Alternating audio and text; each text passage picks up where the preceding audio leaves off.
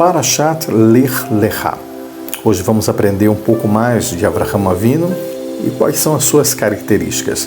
Logo nas primeiras leituras desta Parashá, podemos aprender algumas características incríveis de Avraham Avinu. Primeiro, Avraham, ele era obediente, ele fazia exatamente o que Deus lhe dizia. Ele não fazia como ele achava que era melhor, mas sim como realmente Deus lhe falou. Uma outra característica muito interessante e marcante de Avraham era o seu autossacrifício. Ele vivia somente para Deus e para o seu próximo. Assim, ele se tornava um parceiro de Deus na criação. Avraham é considerado o pai da fé. Por quê?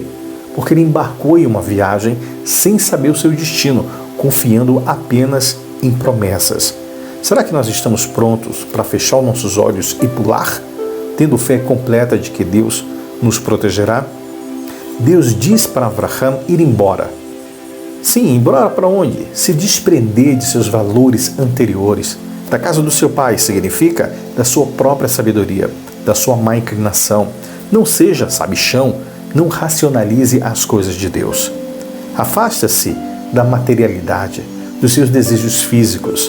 Vá embora para o seu próprio bem. Não sirva a mim de forma mecânica, de forma habitual, pois essa aliança que Deus estava requerindo de Avraham tinha uma abordagem nova para se tornar sócio de Deus na criação. Assim, ele nos conduzirá a uma terra que ele nos mostrará e nos revelará verdadeiramente a sabedoria espiritual na terra sobrenatural de Deus, assim como ele fez com Avraham.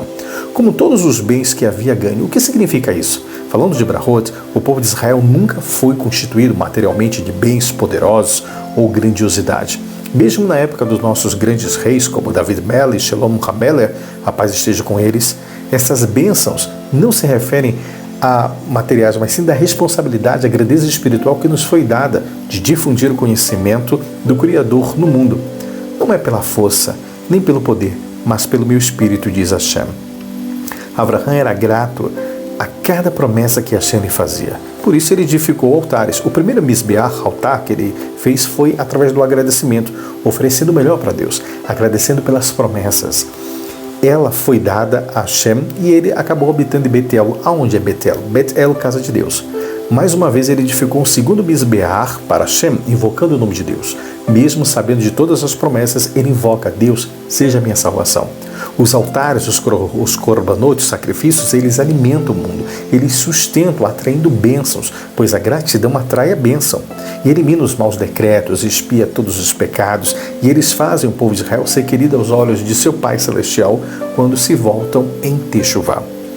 Por todos os lugares que o povo de Israel foi espalhado no mundo, a gente sempre contribuiu de forma significativa com todos esses lugares, países e povos, contribuindo não só com o enobrecimento intelectual e espiritual, mas iluminando as suas mentes também do lado material, com várias invenções como Fusca, jeans, pendrive, internet, vacinas, arte da música, da política e muito mais. Quando houve uma fome na terra, não vemos Avraham reclamando em nenhum momento, mas ele desce ao Egito, ou seja, ele vai atrás da solução e vai procurar atrás de comida, onde encontrar. Ele fica esperando de braços cruzados o milagre de Deus, mesmo sabendo que isso poderia acontecer. Ele não se sente merecedor disso, muito menos pede, pois ele não é prepotente ao ponto de se achar merecedor de algum mérito que seja favorável para esse milagre. Ele vai à procura de solucionar os problemas pelos meios naturais. Agora sei que és uma mulher formosa. Como assim agora sei que és uma mulher formosa? Diz que quando ele desceu do Egito, o lugar mais baixo, Avraham, ele não esperava por um milagre mesmo ali. Ele não rezava o tempo todo pedindo milagres, livramentos e bênçãos de Deus. Bem, ele tenta pelos meios naturais, com estratégia, encontrar uma solução para os seus problemas.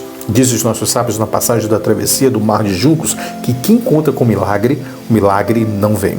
Mas quem faz todos os seus esforços e mesmo assim não consegue encontrar uma solução, então o milagre vem.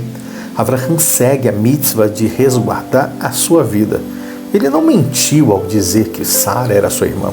Avraham não colocou a vida de Sara em risco, pois é sabido que se ele defendesse ela e dissesse que ele é seu marido e tentasse defender, ele morreria e não se salvaria, nem ele nem ela. Outros dizem que ele errou por não confiar em Deus e por ter descido ao Egito. Por causa disso, Hashem decretou a escravidão mais adiante do povo no Egito. Ele confiou no mérito dela, de que nada aconteceria com ela, e no fim os dois seriam assim ainda abençoados. Abraão foi testado com uma fome na terra e desceu a Mitzraim, ao Egito, e como consentimento de Deus, pois o mesmo que lhe ordenou a ir a Canaã forçou-se a deixá-la também. Mesmo descendo ao Egito, sua fé em Deus permaneceu inabalável. Seria imprudente ficar em uma terra assolada pela fome e testando Deus ao fazer o milagre a seu favor. Que isso? Perante uma calamidade, a pessoa tem o dever de se esforçar para salvar a sua vida. Isso não é falta de confiança em Deus, pois a Torá nos exige que a pessoa atue em prol de sua autopreservação. Isso não diminui em nada a confiança em Deus, pois quem faz isso sabe que a sua salvação só vem dele, de Hashem. Hashem, em sua infinita sabedoria, ordenou ao homem criar um canal através dos meios naturais aonde a brachá, a bênção e a salvação divina vai chegar. Se a pessoa não cria esse canal pelos meios naturais físicos, seria uma transgressão ao comando de não confiar em milagres, pois a salvação poderia vir realmente. E por que não? Quem garante que a pessoa tem méritos tão elevados para merecer tais milagres? Só o fato de pensar sim, que merece um milagre, já é um pecado e o milagre não vem. Assim a pessoa seria a responsabilidade de não dar o valor, de resguardar sua vida. E se Deus o salva por um milagre, seus méritos diminuem, seriam considerados como uma pessoa que aborrece a Deus. Agora, se realmente não há nenhum meio de se salvar, ou ter a sua autopreservação física, material assegurada, não há mais jeito, não há solução, a pessoa não deve se desesperar, pois Deus a isentou de se utilizar deste meio físico. Então Deus, baseado na fé desta pessoa, que cria outro canal através da emuná, da fé e do bitachon, da confiança, ele age, pode trazer então assim um milagre. Abraão agiu certo de se utilizar desse canal físico pelo qual ele poderia salvar sua vida e da sua família. Deus disse, eu te abençoarei. Nosso comentarista Rashi diz que isso se refere ao dinheiro. Abraão estava atento ao sinal de qualquer oportunidade de criar este canal físico para ser um receptáculo da bênção divina e que por fim veio através de Sara. Bitachon não significa sentar e ficar esperando de braços cruzados o milagre de Deus. Bitachon é ter a consciência de saber que a sua salvação somente pode vir de Deus, não do acaso ou da sorte. É ter total dependência de Deus, que sem Ele nada a gente pode fazer e que tudo vem dele. Assim a pessoa merece as brachot, o milagre de Hashem. Abraão era cheio de boas qualidades e ações belíssimas, virtudes como a fé monoteísta e preceitos éticos. Abraão amava tanto a Deus que Deus chamava ele de Ahuv, meu amado. Ele amava tanto que suportou passar por 10 provas e saiu vitorioso em todas elas. Muitas vezes nós passamos por provas também. E podemos aprender de Avraham Avinu que isso muitas vezes pode se tratar de uma consequência de nossas próprias más escolhas ou testes enviados por Deus como uma oportunidade de expressar e revelar o nosso verdadeiro amor e compromisso com Ele. As 10 testes que Avraham participou. Primeiro, ele teve que ser peregrino. Segundo, enfrentar a fome, mesmo Deus lhe prometendo que ele seria uma grande nação. 3, os egípcios levaram a sua mulher. 4, ele teve que lutar uma guerra com 4 reis conquistadores profissionais na arte da guerra, sendo ele em menor número.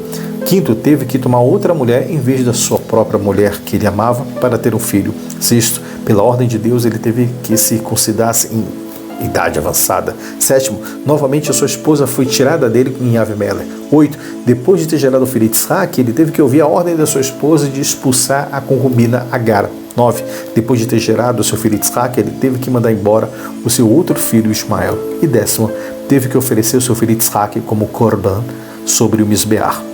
Uau, quanta coisa a gente pode aprender dessa parashá Lech Lechá. Vai por ti.